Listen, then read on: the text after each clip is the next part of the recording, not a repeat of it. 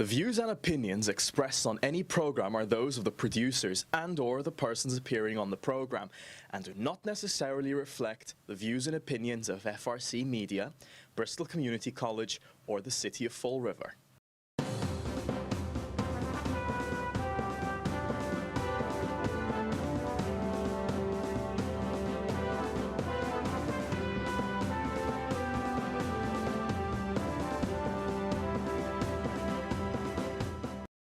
Hello, welcome to Spindle City Straight Talk. I'm Chip. And I'm CJ. And it is Friday in the Rev. And welcome back. Thank you. You seem to have recovered.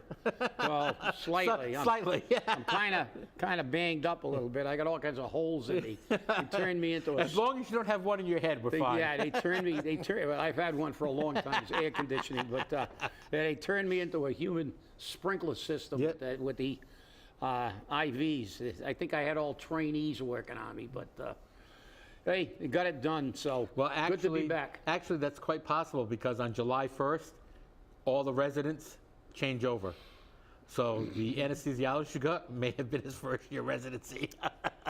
I hope not, but well, then again, maybe it was, because it was what it was. But, you know, I'm back. I'm catching up. Yep. I was up there for a couple days, and you know, I spent the overnight up there. I'm catching up on my programming, and this morning I was met with the big local channels on Fall River Murals. Yep. Welcome to more lipstick on the pig. Yep. And look, I'm not. They were actually nice murals. I thought they were pretty good. Yeah, they're nice. They're very not bad nice, at all. but they don't do anything. Right. So let's make that perfectly clear. Lipstick on the, you know, it doesn't fix the crime rate. It doesn't fix the underperforming education. It doesn't fix the lack of jobs. It doesn't fix the fact that we don't have an economic base because we don't have people with money. And now you add that with inflation. You know, it's another feel-good. And where are they doing these murals? Gateway cities. All the poor cities. Another political con, because the midterms are coming up and they want to say, see what we're doing? We're making, well, what's we're interesting, painting pictures. What's very interesting is Carol Fiola has posted everywhere that money is going. And she's saying, this is how we've gotten Fall River all of this money. Both her and Mike Rodrigues have pushed how much money they've gotten for Fall River. And one of the things they pushed was the fact that they have money coming in for arts and culture. And that's what they're saying these murals are, arts and culture. My problem is they don't do anything, as you said, to remediate crime. But, you know, we are driving around the city trying to get rid of graffiti, yet we're glorifying these murals. And what's going to happen when the first mural is defaced by graffiti? I mean, I thought it was interesting. I don't know, did you see the Duval School mural? It's actually the picture of a child, of one of the students, Yeah. Which I thought was nice, but I hope they got permission from the parent to do that. Yeah. But, you know, again, this is not going to, they keep saying this is going to generate an economic development. I don't know how it's going to generate economic development. Where's the economic development going to come? It won't. Look, it won't. All the murals in the world, there's murals in East LA. Right. All over East LA. Didn't help East LA. Right. Okay? The reality is these are politicians. If politicians could fix the country, there would be nothing wrong with the country. If they could fix our city, this is the problem. Arts and culture, well, first you got to have people here that actually have arts and culture. So the reality is they love to spend money. It's like on a federal level. They don't run the government, the bureaucrats do. The permanent employees, they run everything. Politicians just make noise and pretend they do things, and they don't do anything. The reality is you got billions of dollars. Why don't you use the money for training programs, for partnerships to get people working, small business operating again, because that's what keeps a city of our size.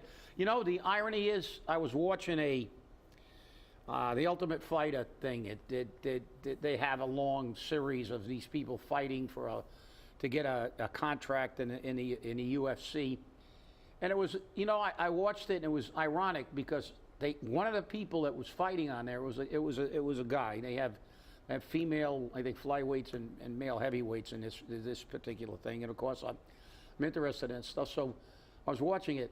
This guy left his job, and he said it was difficult to leave my job because I make 6 figures. And you know what he was? A welder. Right. A welder. EB. Remember Rhode Island did that? Yep. One of the few things Raimondo ever did right. She set up that program to teach people, to give them a job.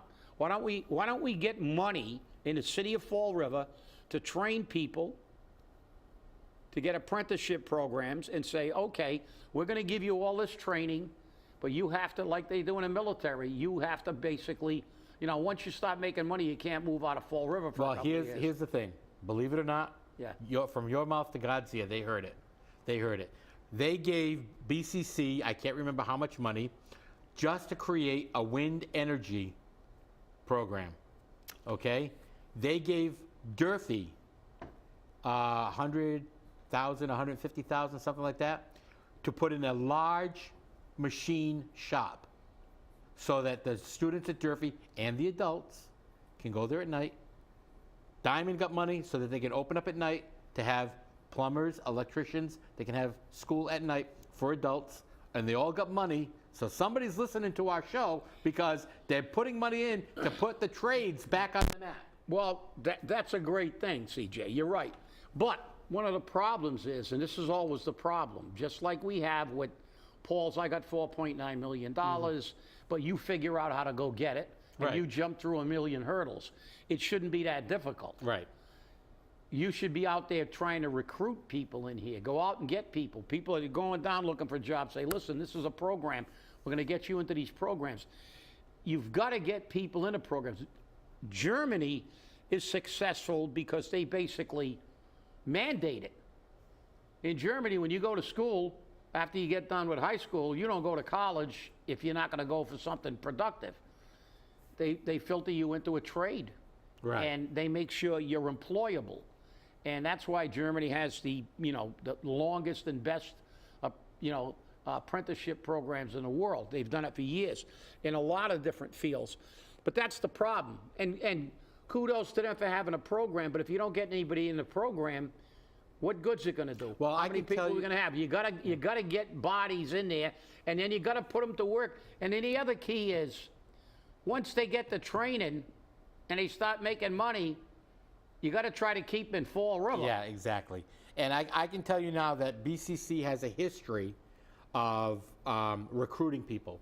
They have a whole, any grant programs they have, anything that they get money for, they have a program to recruit. And they've done it.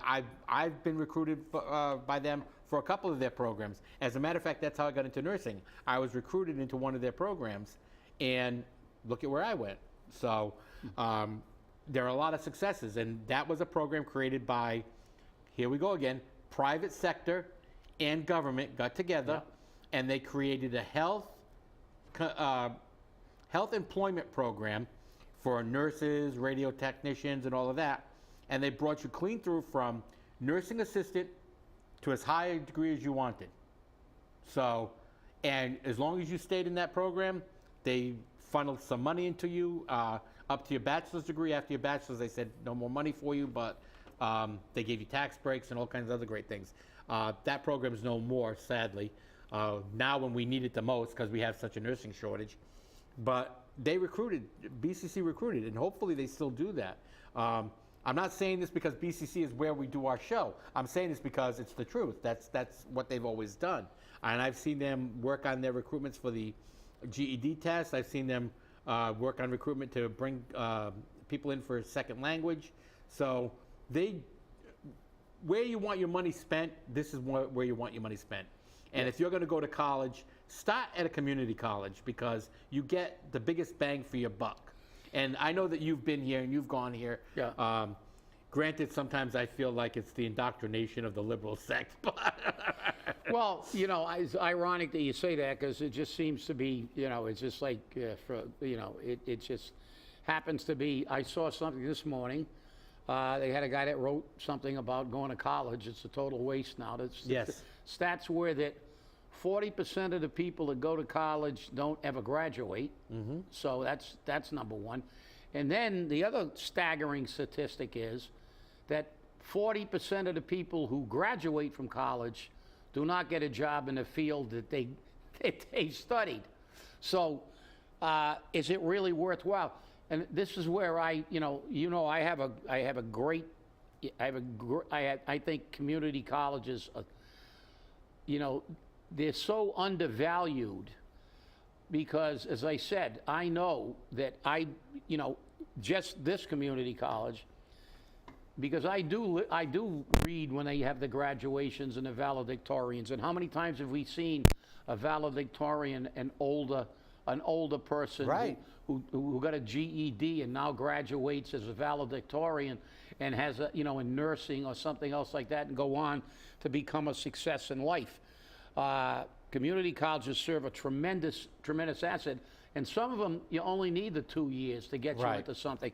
And I think that they're talking about colleges, and I think really the community colleges, they're really they've been undervalued and fundamentally not really respected enough, because they serve a great purpose. And I agree with you. Most people should go to a community college. It's cheaper for the first 2 years, and you can always go for your next 2 years. And but it gets down again to people. See, this is the thing. We're talking about people. We're talking about people moving forward. And this is the problem. The politicians want to paint murals. They want to talk about arts. They want to talk, this is going to help, that's going to help. Well, you know something? The reality is that we're moving more toward Baltimore Right. than we are toward Newton. No question about it. Because all we do is talk like they do in Baltimore. For 50 years, they've been run by people who don't really care about the people. It's people that make a city. We have to have people that work. We have to have people that have discretionary income. And Fall River was a viable city when every storefront on Pleasant Street and South Main Street was full, because we had people who were working and could spend money. And that's what makes a city of this size. That's the economic base of this city. Not an Amazon. It's small businesses. It's we had 2 men's shops. You could go. There's no place you can buy clothes in city. I used to go to Amazonia all the time. I remember you had Sawyer's Yep. and you had Empire, I believe. Yep. Empire Men's Shop. Yep. You had 2 on South Main Street. We had, 9 restaurants between Stafford Square and Bogle Hill. Virtually, they no longer exist. But this is the problem. Why? Why did we have that? It's not rocket science. It didn't have anything to do with murals. It didn't have anything to do with lights on the bridge. It didn't have anything to do with what politicians come up with. It had to do with the fact that people were employed. We had the mills. That's And right. when the mills went, nobody got re-educated to keep working, and we lost our workforce. And with the workforce, we lost the ability to keep small businesses in business. Yeah, and you got to look at companies like Merrill over on Bedford Yep. Street, where he's gone back to manufacturing right here in the city.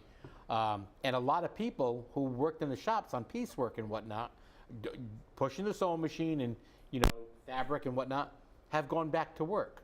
Not all of them, because obviously this is one business, but a lot of them have gone back to work. That's not going to create an entire market in the city. It's not going to create economic development tremendously. But Merrill has also diversified. They've got PPE, they've got their items that they manufacture. The other items they manufacture, they also carry COVID tests. So they got involved where the money was, which is a smart businessman. Yeah. And then you've got a company now in Fall River, and we're advertised by another company that is making a high-end mattress. Can you believe a high-end mattress is made in Fall River? Yeah, they actually said that on television. Yes, that's what I'm saying. Being made in Fall River. Right, they said it made in Fall River, Massachusetts, Chatham and something. I can't remember the last name now. But I know the company, I know where that place is, where they manufacture them. Guess where it is? It's the old Sam's Club. And on Quarry Street. Quarry Street. Yeah, Those he's are the been in same- Quarry Street for a while, yeah. Right, those are the same. But he's expanding now. Yeah, he has to. He doesn't have enough room for all of Well, this. a good businessman, and he's and I believe he's an immigrant. Yes, he is. And he started a business, and this is what drives a city, That's right. not murals. But- Not, pretending we're Newton when we're a lot closer to Baltimore. That's what politicians do. They love to look at the world through rose-colored glasses. They can't be objective. Everything is political, and everything is about getting reelected. So now's the time where you're piling it high and deep, because you see all the commercials for this governor, in Rhode Island and in Massachusetts. Now we're going to see all the commercial, and everybody's going to be painting a rosy picture while everybody's getting killed. We have a recession. So what is the Democratic response to the recession? It's not a We recession yet. redefined the recession. Of course. We're going to change the rules, change the even though it's in the dictionary. And virtually every economist says we are now in a recession. That's right. We have inflation and recession, and it's a disaster. And I think an economist this morning, I was watching it, said that the average family has lost $4,000 this year Right. to inflation. And just so far. So far, Right. yes. 4,000, that's a lot of money. That's a lot of money to lose in 7 Especially months. when you live in Fall River. That's right. And now you got to pay your rent. That's right. That's right. And we know how that, and by the way, I heard that when I was gone, you guys did a good job on a show, and you did a good job at the meeting. Yeah. Oh yeah, there was. I was going to bring that up next. There was a meeting, the Flint Neighborhood Association. I don't know if you went and didn't come up to us and say hello, but I'm going to tell you now, it was a great meeting, and one politician was there, Andrew Raposo, and he turned around and he said, "Go ahead, CJ, that's what I'm here for. Go ahead, CJ." Because I was calling out every politician possible. And when Mike Roderick's assistant, intern, agent, whatever, was there handing out business cards saying, if I hold office hours, and I get this, people, you got to love this. I hold office hours in Somerset because Fall River charges for parking. But if I have to come to Fall River to meet with you, I will. Isn't that amazing? I'll come to Fall River if I have to, but they charge for parking. Well, he also went to New Hampshire to buy liquor after he passed the liquor tax. That's right. Why doesn't that surprise me? Right. It doesn't surprise me. But then again, here again, a disrespect for Fall River. They're Right. charging for parking. Well, yeah, you're right.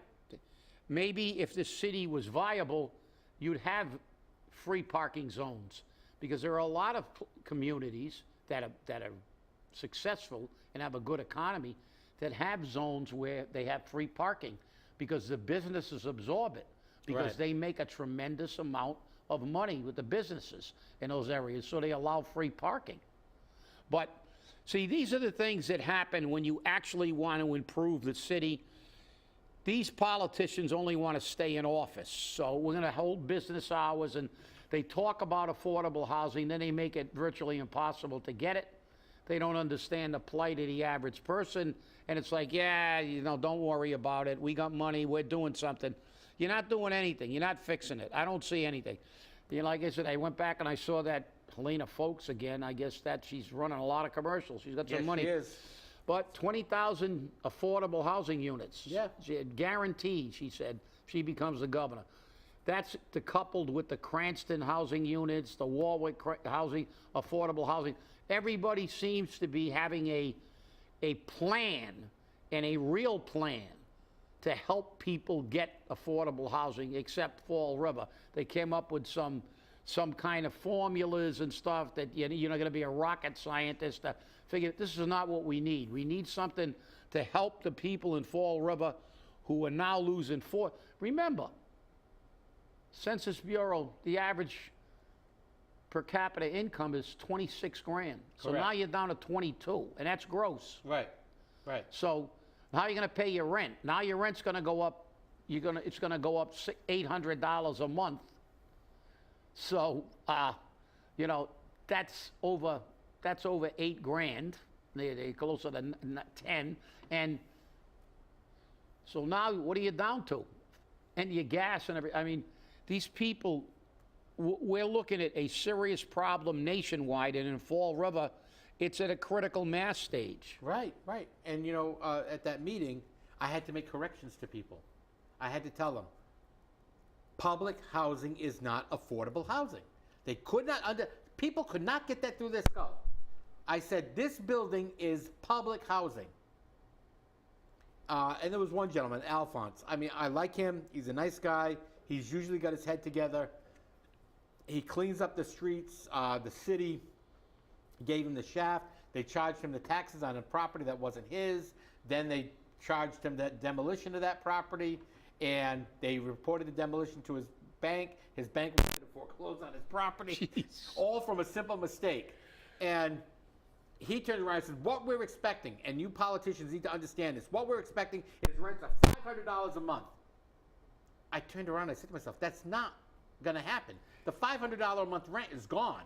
It's gone in Fall River. Oh, yeah. Okay? Even the federal government's not paying that. They're paying more than that for Section 8. Yeah. And I was told by a realtor who wants to buy my property, he said, the minute I buy this property, these rents are going up to $1,900 a month. I said, how can you do that? He goes, well, your unit's going to go up even higher.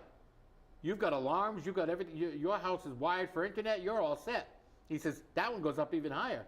I said, but the money you pay me is not going to go up any higher? Well, no, that's my top. I said, bring it up a little higher, maybe I'll talk to you. He didn't like that, but he wanted to bring the rents up in my property to $1,900. My tenants can't afford $1,900. Yeah. I know that. And you care about your tenants because they're good. You know, They're good people. Tenants, yeah. And that's the key. The key is, listen, they talk about this stuff, but there's as you said, big confusion. Public housing, you have to have a specific income, and then what you pay is predicated on your income. So you can't have lower rents. Right.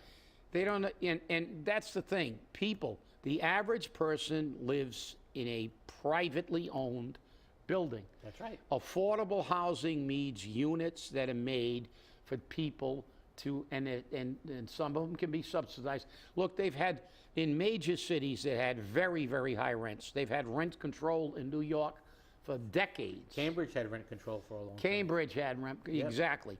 We're talking about the government coming up with putting some of the money, you know, instead of Brandon hiring another 75 million IRS agents to try to, get you on your taxes, maybe they should try to say, what can we do to set up a system where people can ensure that they have adequate housing. I mean, years ago, I wrote a paper on eliminating welfare with a negative income tax. That's another Friedman concept, right. Negative income tax.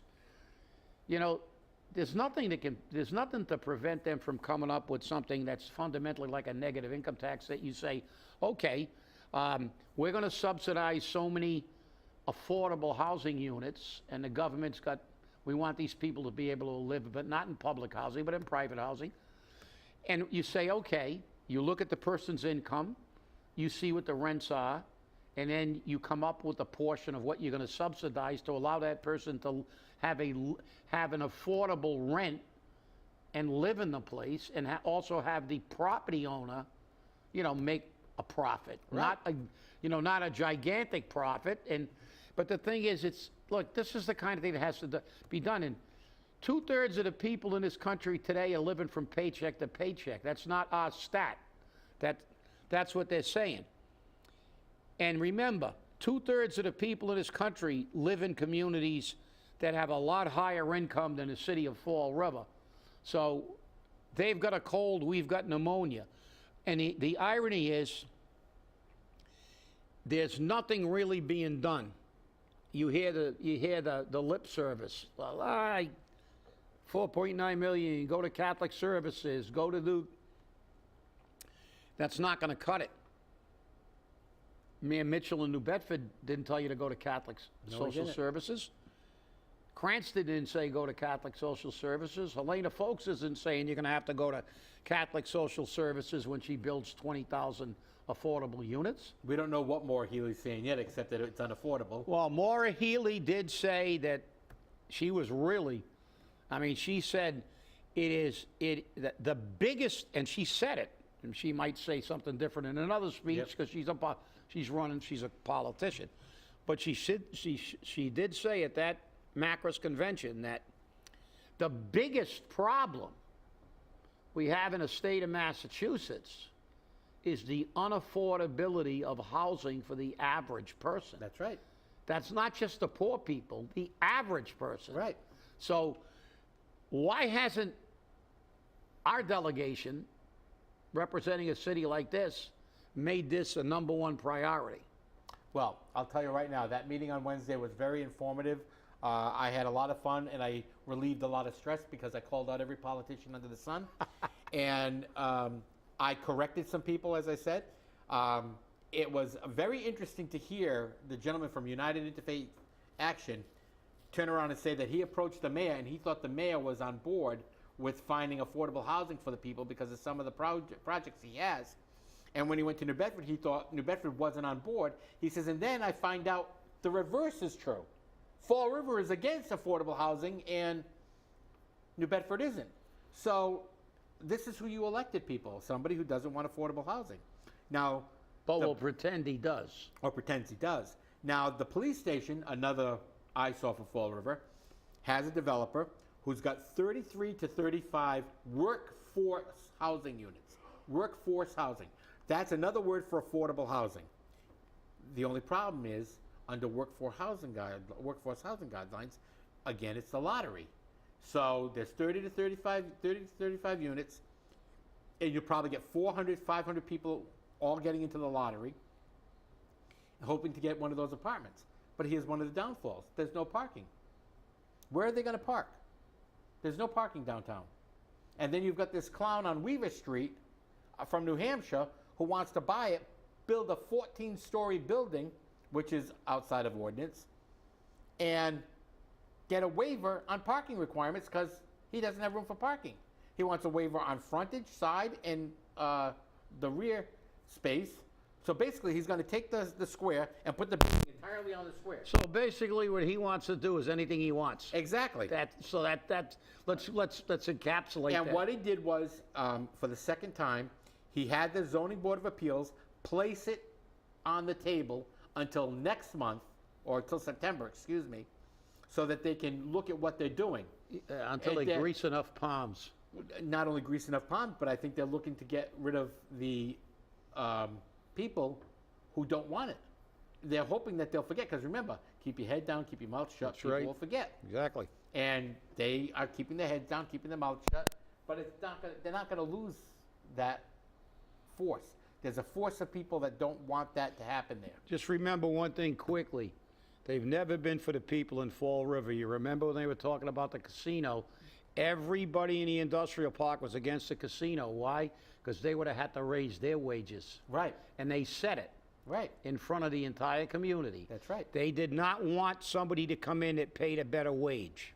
Because they knew they'd lose all their employees. That's right. And this is what happens. Yep. Okay, because Fall River doesn't care about you, the taxpayer, or you, the worker. They only care about making sure that their friends are taken care of, as we saw in the industrial park.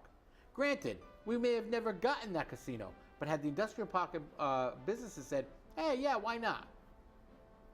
They would have at least given the impression that they cared. Well, we're at the end of our show. I want to thank you all for watching. Welcome back, Chip. So It's great to be here. And remember, stay safe, stay angry, and hold your politicians accountable. We'll see you on Monday.